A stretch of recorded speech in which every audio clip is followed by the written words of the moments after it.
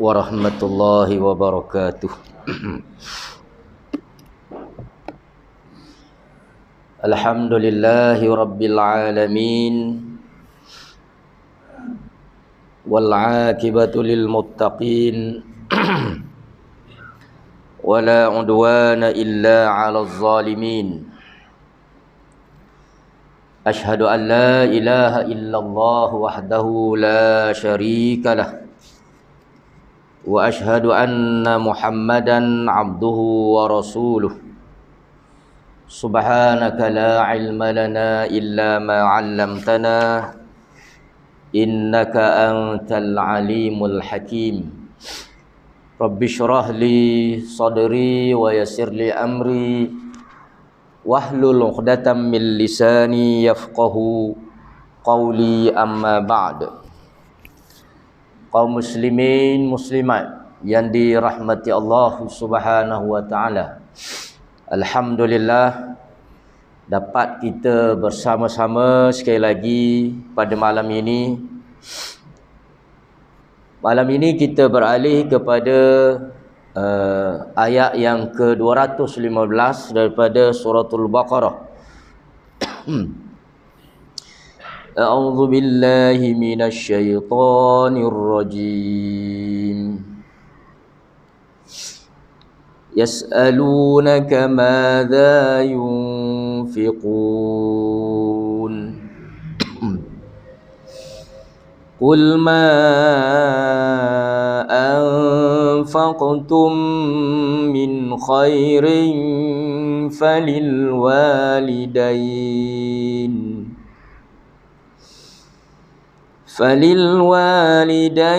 wal aqrabin wal yatama wal masakin wa banis sabil,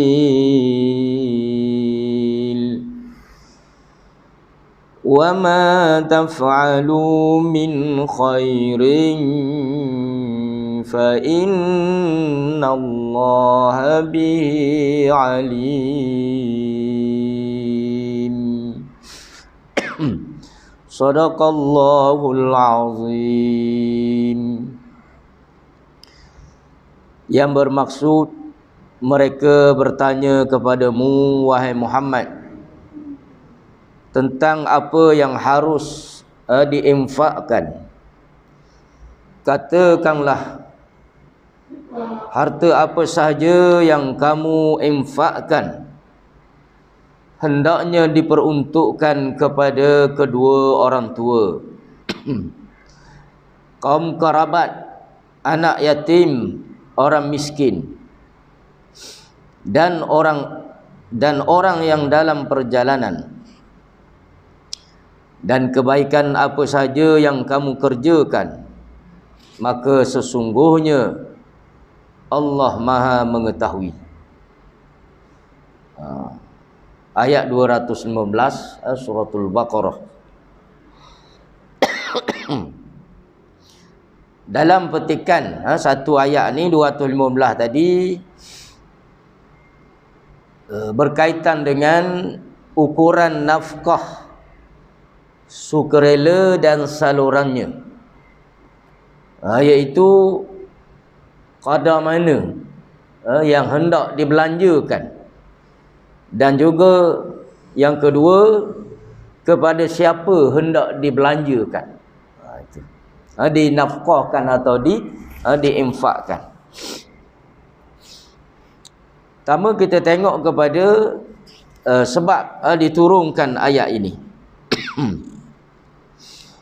Ibnu Jarir At-Tabari menuturkan dari Ibnu Juraish, katanya, suatu ketika para sahabat menanyai Rasulullah sallallahu alaihi wasallam ke mana mereka seharusnya menginfakkan harta mereka. Maka turunlah ayat yang ni ayat 215 tadi jadi mengikut riwayat yang disebut oleh Ibnu Jarir ini, di mana ada satu hari ada beberapa sahabat yang tanya kepada Nabi SAW. Mereka tanya apa benda? Mereka tanya berkenaan dengan ke mana mereka nak bagi harta mereka. Yakni mereka nak belanjakan, mereka nak sedekahkan kepada siapa. Maka ketika tu Allah Ta'ala turunkan ayat 215 ni menjelaskan ke mana kau hendak disalurkan harta yang hendak dibelanjakan tadi. Kemudian yang kedua, mengikut Ibnul Munzir meriwayatkan dari Abu Hayyan bahawa Amru Ibnul Jamuh pernah bertanya kepada Nabi SAW, apa yang mesti kami infakkan dari harta kami dan kepada siapa kami memberikannya. Maka turunlah juga ayat ini. Jadi mengikut riwayat yang lain, ada seorang sahabat yang bernama Amru Ibnul Jamuh Al-Ansari, di kalangan orang Ansar. Ditanya kepada Nabi, banyak mana yang kami nak kena infakkan? Daripada harta kami ni apa benda yang semesti kami infakkan? Dan yang kedua, ke mana kami nak infakkan? Kepada siapa kami nak bagi? Maka turunlah ayat ini. Dan riwayat yang ketiga, Ibnu Abbas berkata, dalam riwayat Abu Saleh, ayat ini turun berkenaan dengan Amru Ibnul Jamuh Al-Ansari, yakni sahabat tadi juga, seorang hartawan yang sudah lanjut usia. Ia pernah berkata, wahai Rasulullah, harta seperti apa yang mesti saya sedekahkan dan kepada siapa saya harus berinfak? Jadi riwayat yang ketiga ni lebih kurang juga dengan yang kedua tadi. Cuma yang meriwayatkan tu orang yang lain, tapi berkaitan dengan perkara yang sama juga. Seorang sahabat yang tadi juga, Amru Ibnul Jamuh Al-Ansari. Dia ni seorang hartawan, seorang yang banyak harta lah. Jadi dia tanya Nabi dalam keadaan dia sudah lanjut usia. Dia tanya apa benda yang dia perlu sedekahkan dan kepada siapa. Jadi ada 3 riwayat di situ yang berkaitan dengan sebab kenapa diturunkan ayat 215 ini. Kita tengok kepada ayat itu kembali, ya. Allah Ta'ala sebut, yas'alunaka madza yunfiqun. Mereka bertanya kepadamu, apakah yang akan mereka nafkahkan? Jadi yang bertanya ni siapa dia? Tidak lain dan tidak bukan iaitu sahabat-sahabat. Jadi biasanya gitulah. Tapi ada juga yang di luar daripada sahabat, tapi kebanyakannya adalah sahabat, kan? Datang kalau kita tengok dalam Quran ni, ayat yas'alunaka mereka bertanya kepadamu, kan? Jadi kebanyakannya yang bertanya tadi siapa? Yakni sahabat-sahabat radhiyallahu anhum. Para sahabatmu wahai Muhammad bertanya kepadamu tentang ukuran nafkah sukarela. Jadi yang ditanya oleh sahabat-sahabat ni apa benda? Madza yunfiqun. Madza ni mana apa benda kak? Apakah, kan? Yunfiqun, yang akan mereka infakkan. Jadi yang dimasukkan perkara yang mereka nak belanjakan atau infakkan tadi, iaitulah nafkah sukarela. Benda yang sukarela, yang tidak wajib, bukan zakat. Adapun nafkah yang wajib atau sedekah yang wajib adalah zakat. Jadi di sini bukan perkara yang berkaitan dengan zakat.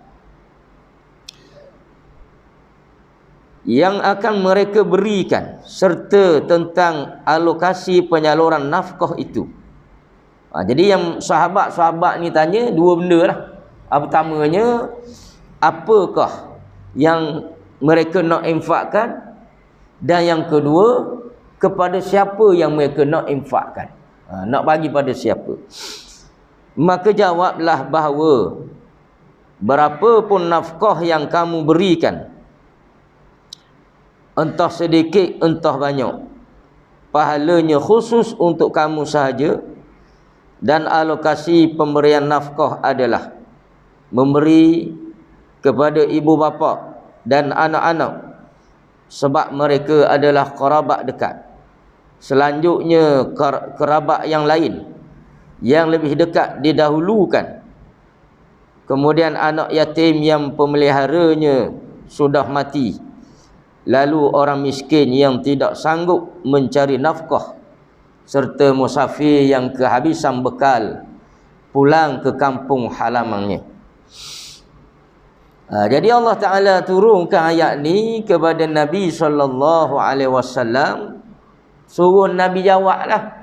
Bila mana sahabat tanya tadi, Allah Ta'ala turunkan, qul ma anfaqtum, qul katakanlah wahai Muhammad, ma anfaqtum min khairin.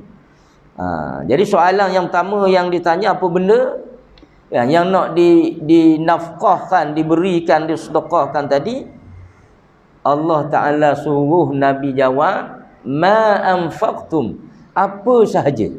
Apa sahaja, dalam bentuk duit ke, dalam bentuk tidak duit ke, kan.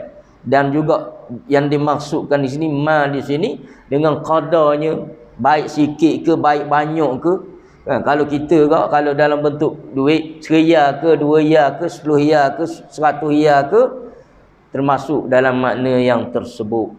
Ma anfaqtum, apa-apa sahaja, dari sudut qadar banyaknya, sikitnya, dan juga apa bentuk jenis yang kamu nak bagikan itu, min khairin, daripada segala kebaikan, kan. Khairin di sini apa saja harta benda yang kamu miliki, yang mana Allah Ta'ala sebutkan itu termasuk dalam makna khair, segala kebaikan, kan.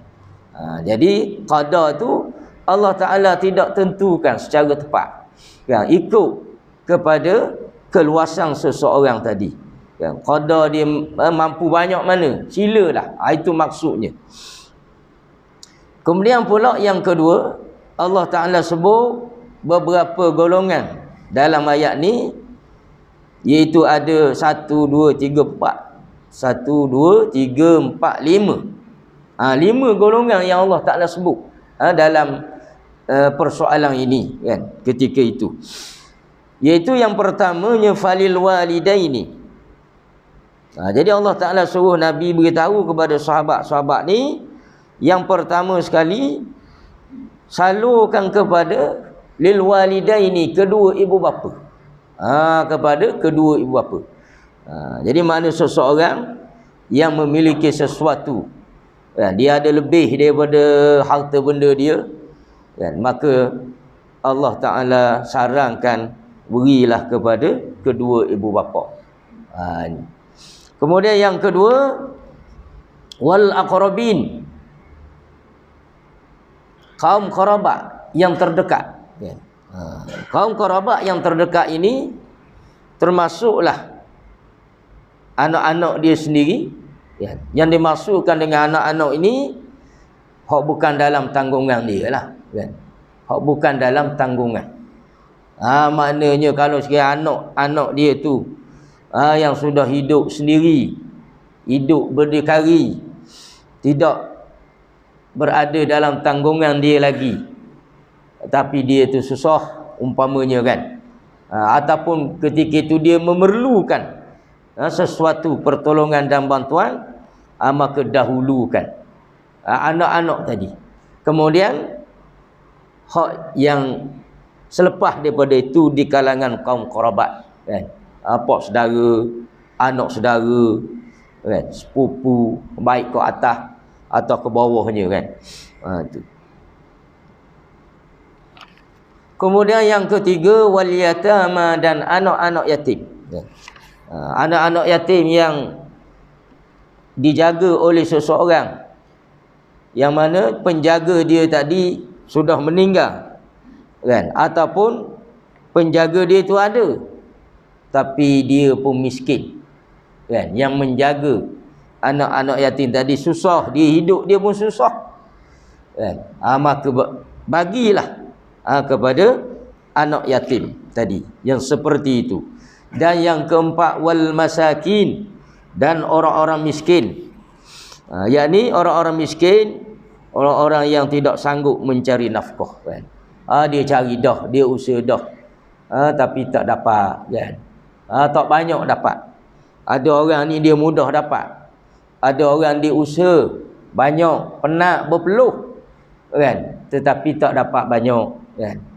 Qadar dia untuk melepasi hajat yang minimal untuk dia dan keluarga dia pun tak berapa nak cukup, kan?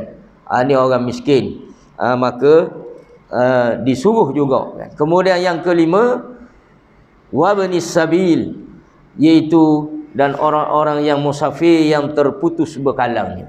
Jadi dalam ayat 215 ni, lima golongan ini yang Allah Ta'ala perintah ketika itu kepada sahabat-sahabat yang bertanya tadi, di mana Allah Ta'ala suruh baginda Nabi sallallahu alaihi wasallam, kamu royaklah wahai Muhammad kepada mereka ini, ya.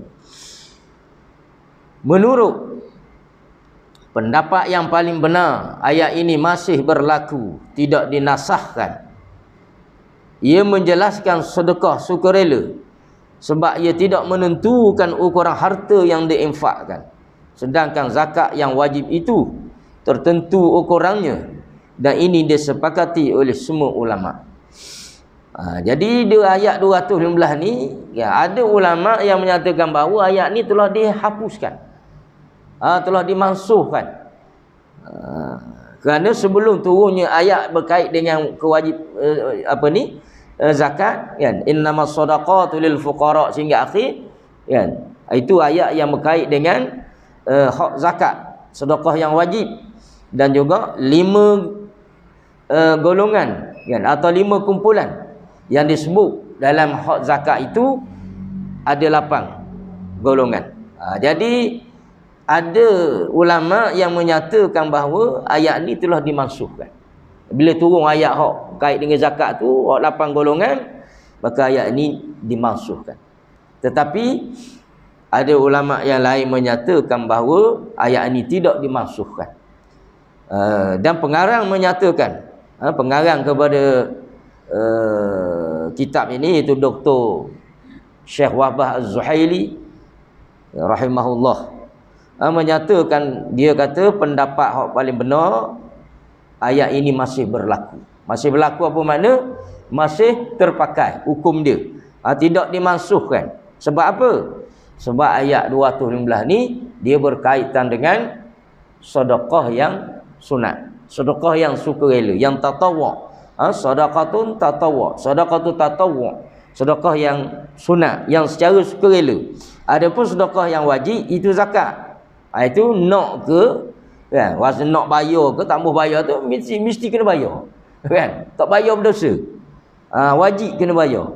Walaupun seorang tu dia buat dalam keadaan terpaksa, kan? Kadang-kadang ada juga orang dia rasa terpaksa, kan? Itu tak molek lah begitu, rasa terpaksa.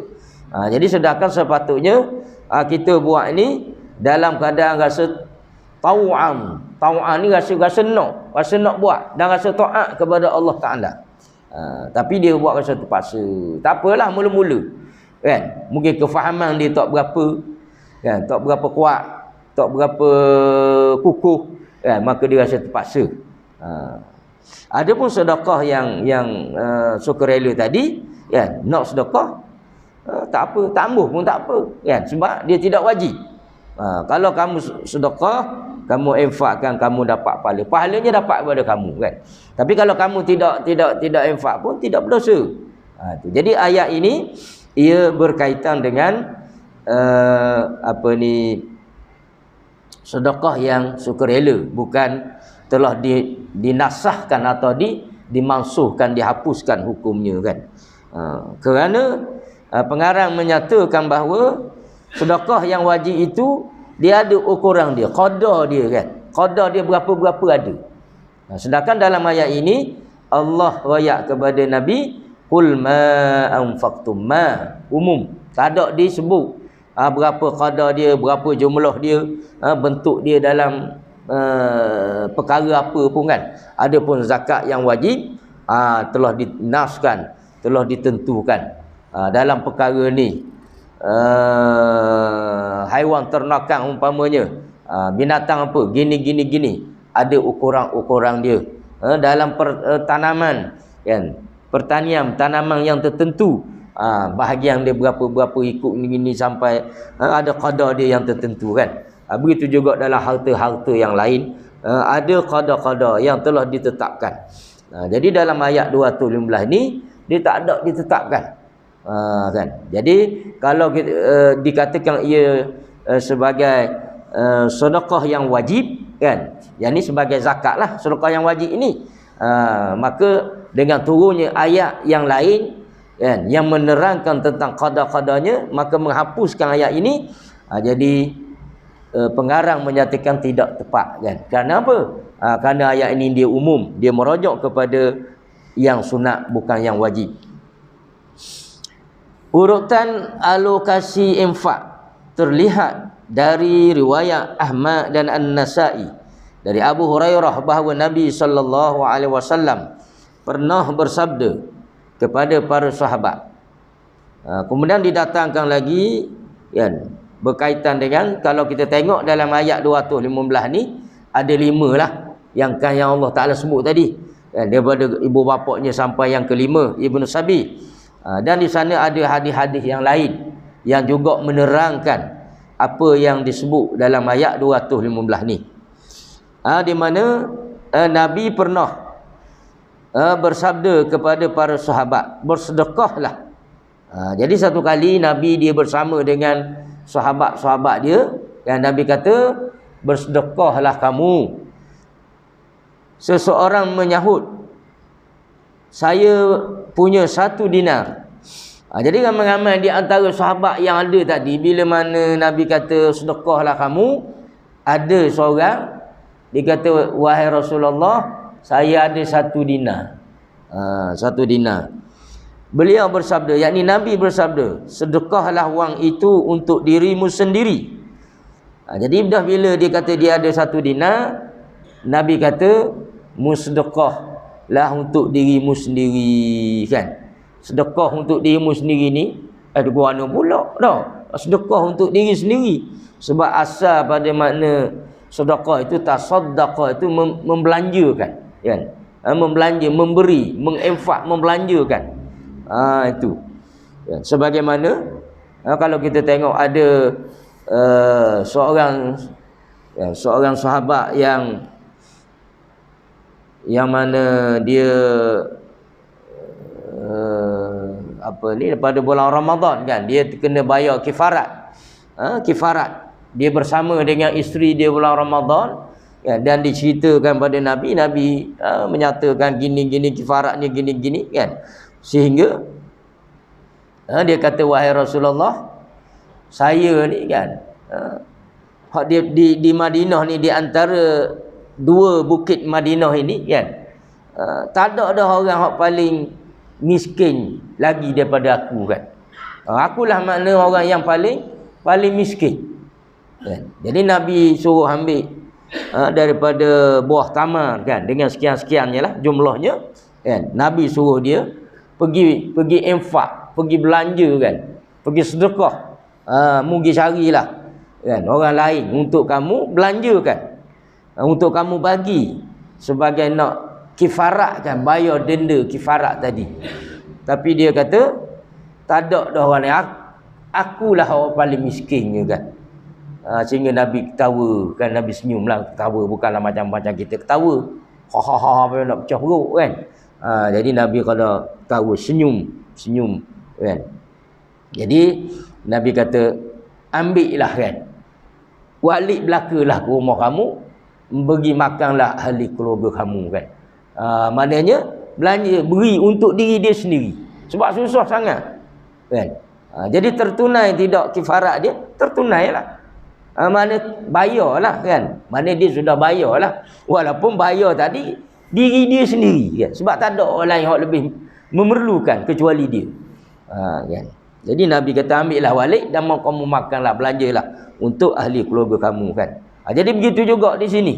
Kita tengok bila mana sahabat kata tadi, bila Nabi sarankan untuk sedekah, saya ada seria je, seria pula 1 dinar je ya Rasulullah kan. Nabi kata hak 1 dinar ni sedekahlah untuk dirimu sendiri kan. Gunalah untuk diri kamu kan. Yang pertama sekali. Sebab kamu sangat memerlukannya.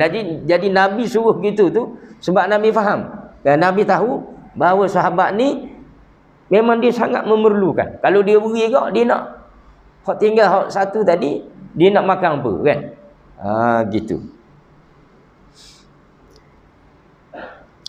Kemudian ada juga di sana orang lain juga kan. Dia pun jawab juga ada 1 dinar. Maka Nabi pun suruh dengan jawapan yang sama juga kan. Pertamanya belanja untuk diri dia dulu. Tetapi orang ni, orang hak lain ni pula, sahabat yang lain lah, dia kata lagi, saya masih punya 1 dinar lagi. Kan? Jadi hak tadi tu hak ada 1 dinar saja. Jadi hak ni pula mula-mula dia jawab ada 1 dinar. Tapi bila Nabi kata belanja untuk diri dia, tapi dia kata saya ada lagi 1 dinar hak lain. Tu. Orang itu berkata saya masih punya 1 dinar lagi. Beliau bersabda sedekahkan untuk isterimu. Kan? Jadi 1 dinar yang pertama tadi belanjalah untuk diri kamu. Dan 1 dinar ada lagi hak yang kedua tu sedekahkanlah kepada isteri. Mana belanjalah untuk isteri kamu kan. Bagi kepada isteri kamu. Orang itu berkata lagi, yang ni orang yang sama orang yang kedua tadi, saya punya yang lain. Dia kata ada lagi ya Rasulullah kan. Mana ada lagi 1 dinar lagi, 3 dinar lah jadinya. Maka Nabi bersabda kepadanya, sedekahkan untuk anakmu. Kemudian dia kata lagi, saya masih punya yang lain. Maka Nabi bersabda lagi, sedekahkan untuk budakmu. Jadi kali yang keempat dia kata, Nabi jawab suruh sedekah pada budak. Budak ni mana apa? Hamba lah. Kepada hamba. Orang itu berkata lagi, saya masih punya lagi. Nabi bersabda, engkau lebih tahu ke mana wang itu harus kau sedekahkan. Maknanya orang hak lain ni pula ni yang kata gini-gini dah Nabi suruh sedekah tadi kan. Dia ni ada duit banyak jugalah kan, bukan kata 1 dinar je. Tetapi yang nak diambilnya sebagai dalil daripada hadis ini berkaitan dengan ayat ni, iaitulah keperluan seseorang itu membelanjakan kan, kepada dirinya sendiri kan. Kepada yang pertama kepada diri dia, kemudian kepada isteri dia, kemudian yang ketiga kepada anak dia, kemudian yang keempat tadi masih lagi kepada orang yang ada kaitan dengan dekat dengan dia, iaitu hamba dia kan, hamba yang dia miliki tadi. Sehinggalah Nabi kata akhirnya, kalau dia ni ada lagi, ikut kamulah, kamu nak belanjakan kepada siapa yang kau nak bagikan. Setelah kamu belanja untuk diri keluarga tadi, ada lebih lagi, ikut kamulah nak bagi kepada sesiapa pun kan. Jadi di sini yang nak diambilnya keutamaan di dalam perbelanjaan itu adalah kepada diri kita dan juga orang yang berada di bawah tanggungan kita. Ini yang nak difaham kan. Kemudian dalam riwayat yang lain, dalam riwayat Atha dinyatakan ayat ini turun berkenaan dengan seorang pria yang menemui Nabi SAW lalu berkata, saya punya 1 dinar. Nabi bersabda, infakkan wang itu untuk dirimu sendiri. Orang itu berkata, saya punya 2 dinar. Beliau bersabda, infakkan untuk isterimu. Orang itu berkata, saya punya 3 dinar. Beliau bersabda, infakkan untuk pembantumu. Orang itu berkata, saya punya 4 dinar. Beliau bersabda, infakkan untuk bapa ibumu. Orang itu berkata, saya punya 5 dinar. Beliau bersabda, infakkan untuk kerabatmu. Orang itu berkata, saya punya 6 dinar. Beliau bersabda, infakkan di jalan Allah, dan itu adalah yang paling rendah nilainya. Jadi dalam riwayat yang lain ini sebut lebih kurang juga maksud dengan hak tadi, kan? Yang pertamanya, keutamaan tadi itu kepada diri sendiri dan tanggungan. Sehinggalah ada lebih lagi, barulah. Kalau ikut riwayat ni, orang tu kata saya ada 6 dinar, kan? Hak dinar yang ke-6. Mana hak pertama sampai ke-5 tu Nabi sarankan kepada siapa? Kepada diri dan orang-orang yang berada di bawah tanggungan dia. Kemudian yang ke-6 itu, barulah Nabi kata, infaklah di jalan Allah, dan itu adalah yang paling rendah nilainya.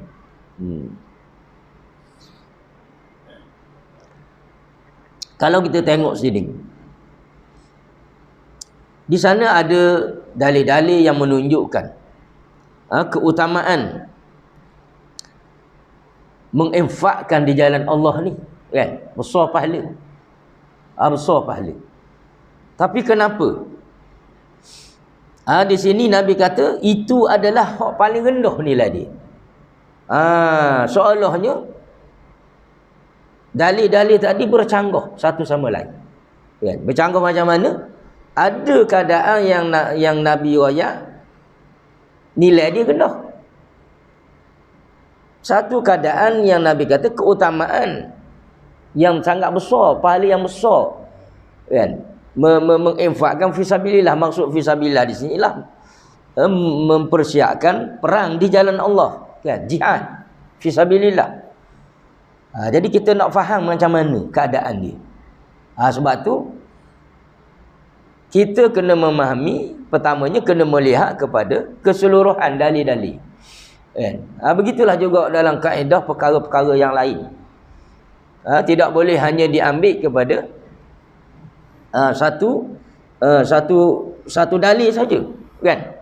Satu dalil saja. Jadi dalam perkara atau masalah yang sama, ada berapa dalil?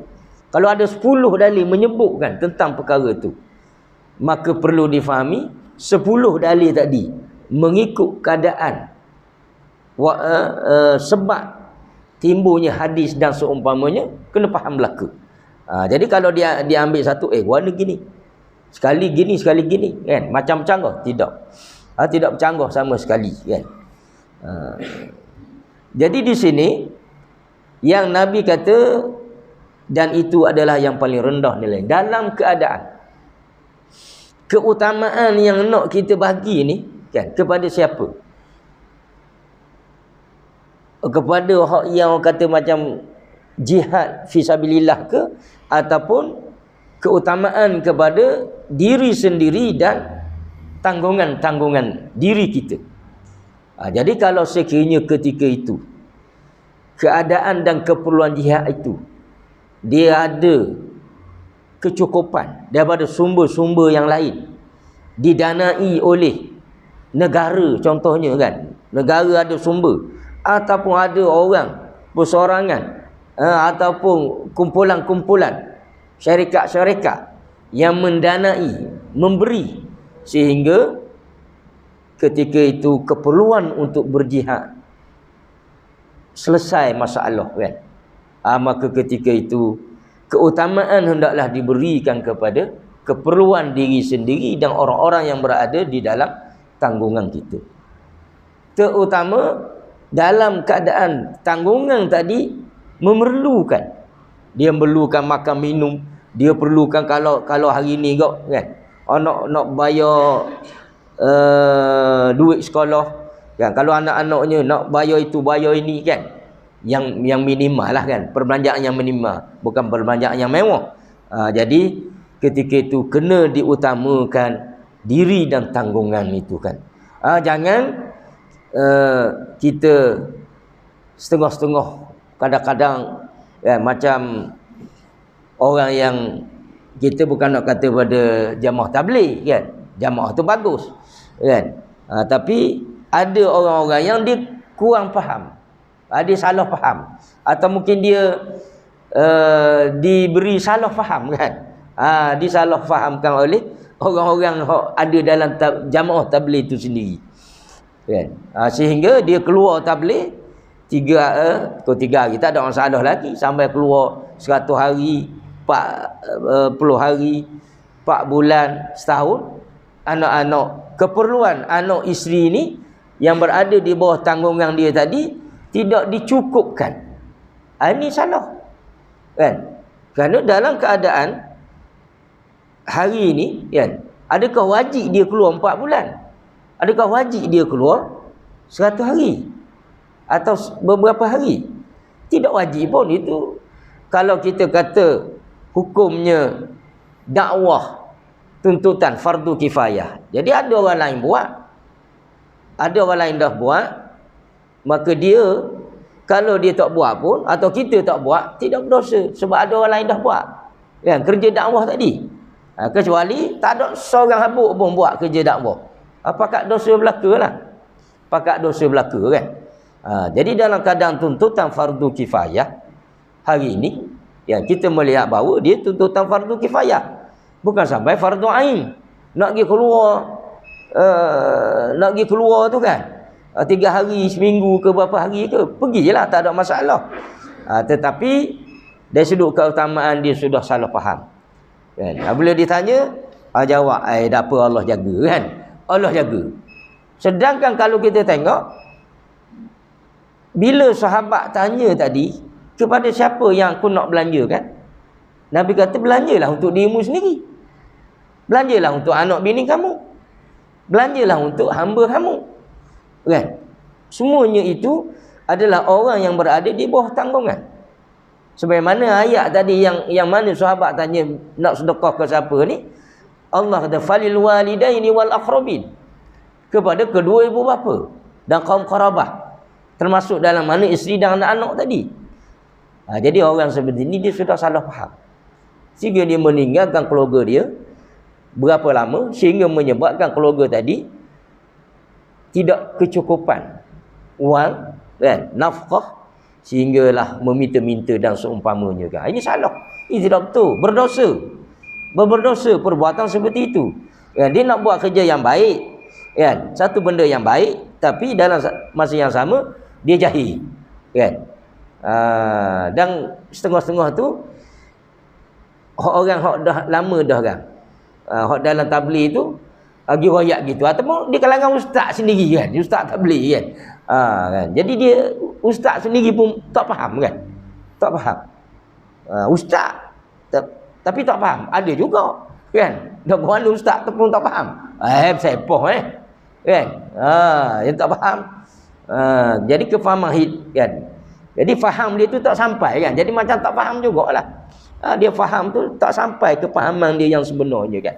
Kalau dia faham dengan makna yang sebenar, dia tidak akan buat gitu kan. Dia tidak akan suruh, tak apalah, mu tinggallah, mu suruh pada Allah saja kan.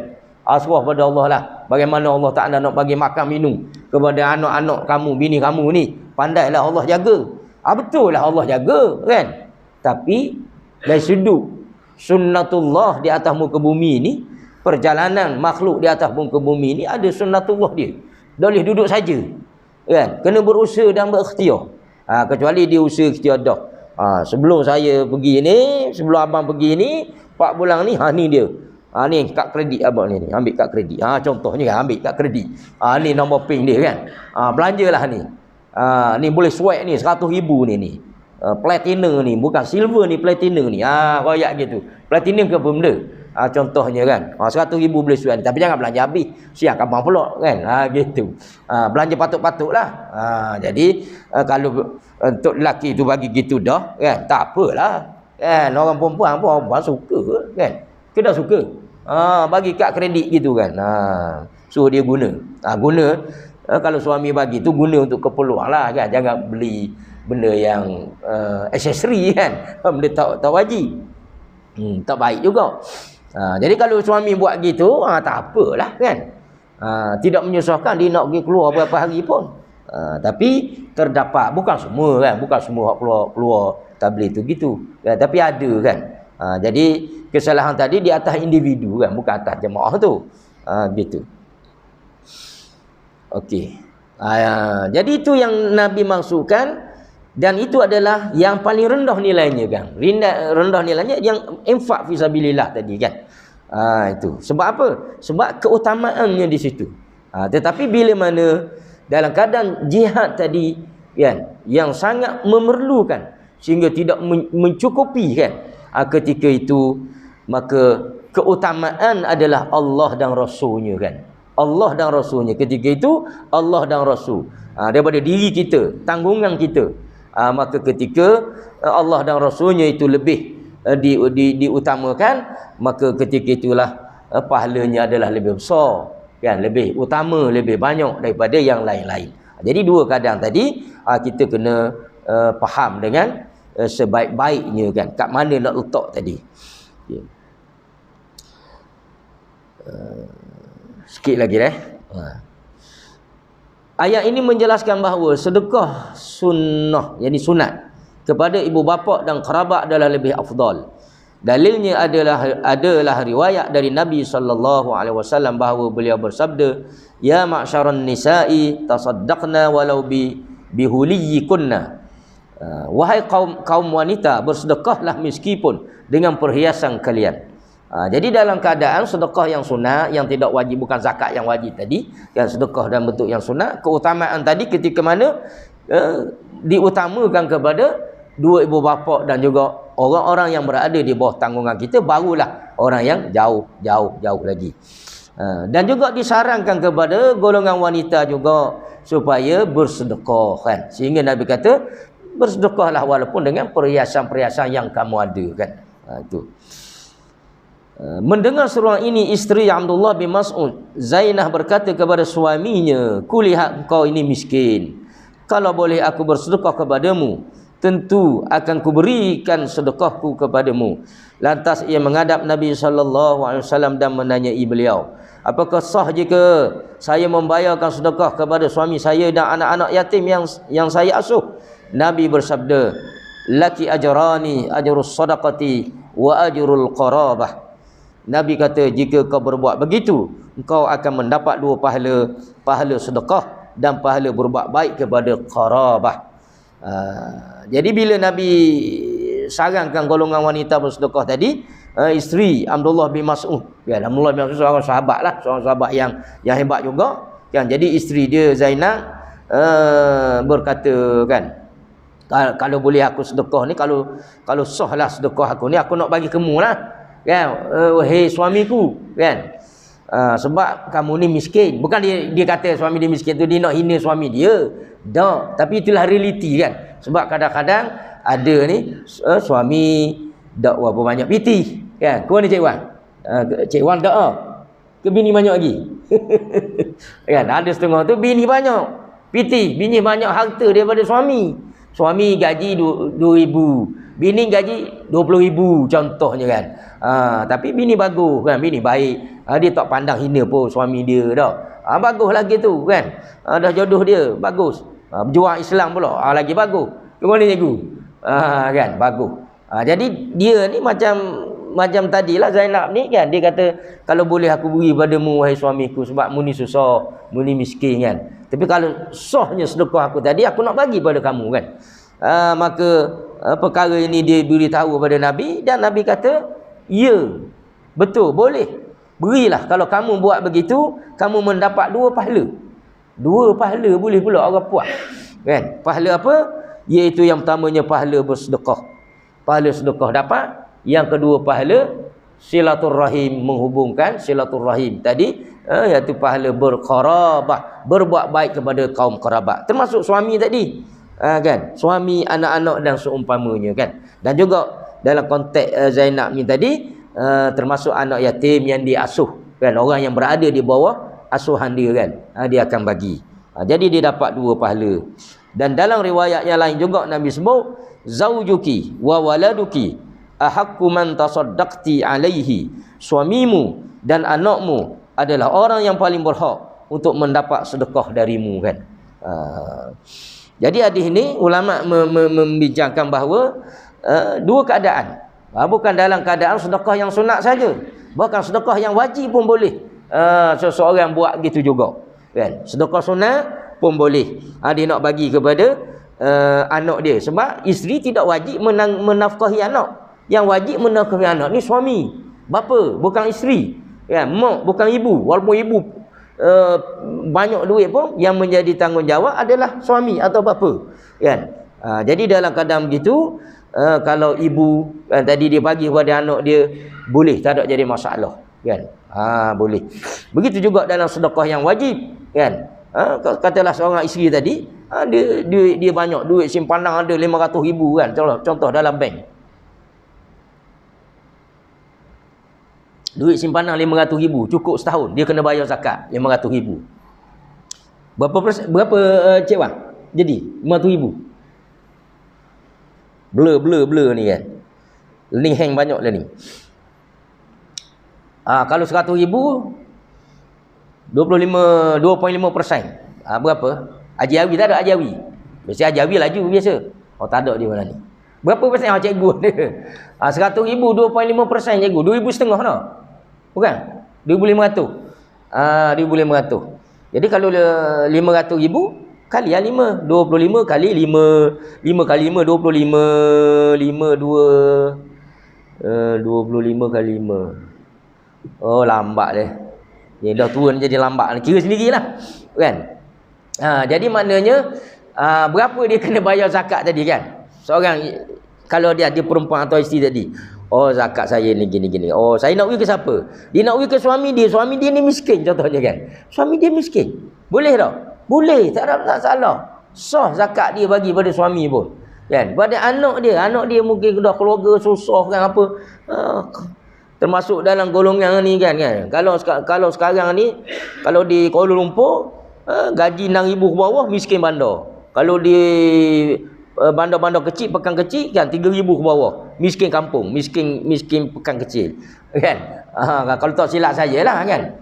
Kalau duduk bandar besar 6,000, kan, 6,000 ke bawah dia panggil miskin bandar. Betul cik bang? Cik bang anggap betul tu, maklumat sampai sama lah. Sebab hari ni kalau bawa 200 riyal,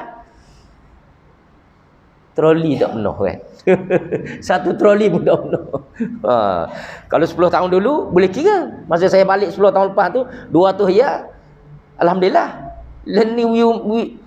Ulur piti aja kau rumah, kan. Kita dah ada kerja lah ni, kan. Allah, siapa yang ada piti? Kalau tak ada piti, dah tahu. Jangan lagi, sudahlah, kan. Gitu je. Kau mana cikgu? Kan. Ulur aja piti, kan. Tapi cepat habis.